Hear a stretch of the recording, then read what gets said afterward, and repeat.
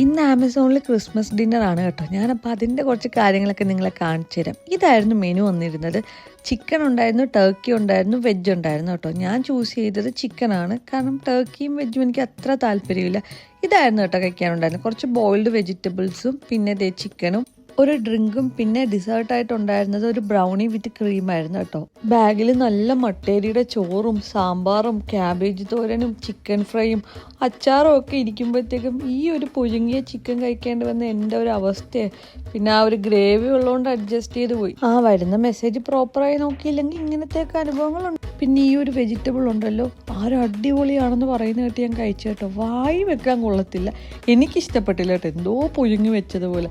പിന്നെ ഇപ്പം December month ആയതുകൊണ്ട് ഇവിടെ എന്തെങ്കിലുമൊക്കെ പരിപാടി എല്ലാ ഡേയ്സിലും കാണും കേട്ടോ. ഇപ്പം ഈ ക്രിസ്മസ് ഡിന്നറിൻ്റെ ഇടയിൽ ഒരു ക്വിസ് കോമ്പറ്റീഷൻ ഉണ്ടായിരുന്നു കേട്ടോ.